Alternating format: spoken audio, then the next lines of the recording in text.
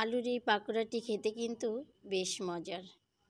এটা উপরটা হচ্ছে ক্রিস্পি এবং ভেতরটা অনেকটা সফট। হ্যালো এভরিওয়ান, আসসালামু আলাইকুম। আজ আমি আপনাদের সাথে শেয়ার করছি 2টি আলু এবং 1টি ডিম দিয়ে মজাদার পাকোড়া। তো দেখতেই পাচ্ছেন এখানে আমি 2টি আলু নিয়েছি, আলুগুলোকে খোসা ছাড়িয়ে নিয়েছি। এবার হচ্ছে যে আমি একটা গ্রেটার নিয়েছি, গ্রেটারের সাহায্যে আলুটাকে ভালোভাবে গ্রেট করে নিব। গ্রেটারের যে মোটা অংশটা আছে আমি সেটা দিয়ে হচ্ছে যে গ্রেট করে নিচ্ছি। তো খুব ভালোভাবে গ্রেট করে নেওয়া আমার হয়ে গেছে। এই যে দেখতে পাচ্ছেন কীরকম হয়েছে। তো এখন আমি হচ্ছে যে এখানে পর্যাপ্ত পানি দিয়ে ধুয়ে নেব। আলুগুলোকে খুব ভালোভাবে ধুয়ে নিতে হবে। আলুর যে একটা আঠালো ভাব থাকে, তো সেটা হচ্ছে পানি দিয়ে খুব ভালোভাবে ধুয়ে নিলে সেটা আর থাকবে না। তো এখানে আমি হচ্ছে 2 থেকে 3 বার ধুয়ে নিয়েছি এবং খুব ভালোভাবে হচ্ছে পানিটা ঝরিয়ে চিপে চিপে হচ্ছে যে এখানে তুলে নিচ্ছি। দেখতেই পাচ্ছেন আমার কিন্তু এখানে একদম কোনো পানি নেই, আর এখানে কোনো পানিও রাখা যাবে না, না হলে কিন্তু পাকোড়াটি খেতে ভালো লাগবে না। তো এখানে হচ্ছে যে আমি খুব ভালোভাবে আলুগুলোর পানি ঝরিয়ে নেওয়ার পর এখানে একটি ডিম দিয়ে দিলাম।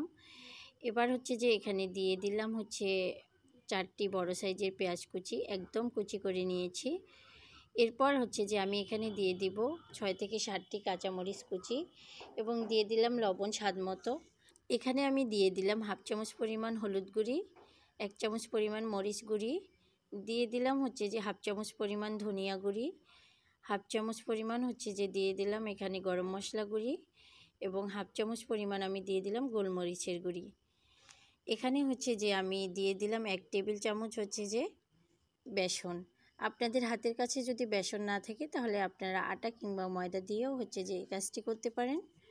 দিয়ে আমি মিশ্রণটিকে খুব ভালোভাবে হচ্ছে মেখে নিচ্ছি। তো দেখতেই পাচ্ছেন এবার আমি চুলোর মধ্যে চলে আসলাম।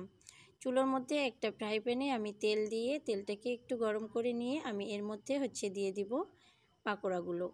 আলুর এই পাকোড়াটি খেতে কিন্তু ভীষণ মজার। বাচ্চারা তো এটা অনেক পছন্দ করে। আমার বাচ্চারা এটা খুব পছন্দ করে, তাই কয়েকদিন পর পর বানিয়ে দিতে হয়। তো ভাবলাম আজকে হচ্ছে যে একটা ভিডিও করে আপনাদের সাথে শেয়ার করি। পাকোড়াগুলোকে আমি খুব ভালোভাবে হচ্ছে যে 2 দিকে ভেজে নিব। একটু সময় নিয়ে ভেজে নিতে হবে। তো আমার একটা সাইড হালকা একটু কালার চলে আসছে, আমি আরেকটা সাইড হচ্ছে যে উল্টে দিচ্ছি। এভাবে হচ্ছে আমি একটু সময় নিয়ে হচ্ছে ভেজে নিব। এই পাকোড়া তৈরি করতে একটা মজার কাহিনী হলো। মজার কাহিনীটা হলো এই, আমার মেয়ের বয়স কিন্তু 21 মাস। তার কথাগুলো কিন্তু এখনও স্পষ্ট হয়নি। সে আধো আধো গলায় বলল, আম্মু পাতোলা খাবো। তো প্রথমে আমি হচ্ছে যে বুঝতে পারি নাই, ভাবলাম কি না কি বলতেছে। পরে যখন সে আবার আমাকে বলে আম্মু পাতোলা খাবো, তখন আমি বুঝতে পারলাম যে আসলে সে এই পাকোড়াটি খেতে চেয়েছে। মেয়ে যখন খেতে চেয়েছে তাহলে তো বানিয়ে দিতেই হয়। তো তারপর হচ্ছে যে আমি এই তো শুরু করে দিলাম পাকোড়া তৈরি করা। তো এই হচ্ছে কথা, মানে স্পষ্টভাবে কথা না বলতে পারলে যে আসলে কি হয় সেটা কিন্তু বোঝা বড় দায় হয়ে যায়। তো পাকোড়াগুলোর পারফেক্ট কালার না আসা পর্যন্ত আমি খুব ভালোভাবে হচ্ছে যে ভেজে নিব। আলুগুলোও হচ্ছে যে আমার সিদ্ধ হয়ে যাবে এবং উপরটাও অনেক ক্রিস্পি হবে। আমার পারফেক্ট কালার কিন্তু চলে আসছে, এখন আমি তুলে নিচ্ছি। এটা খেতে কিন্তু ভীষণ মজার। তো এই যে আমি আপনাদের ভেঙে দেখাচ্ছি। ভিডিওটি ভালো লাগলে অবশ্যই একটা লাইক করে দিবেন।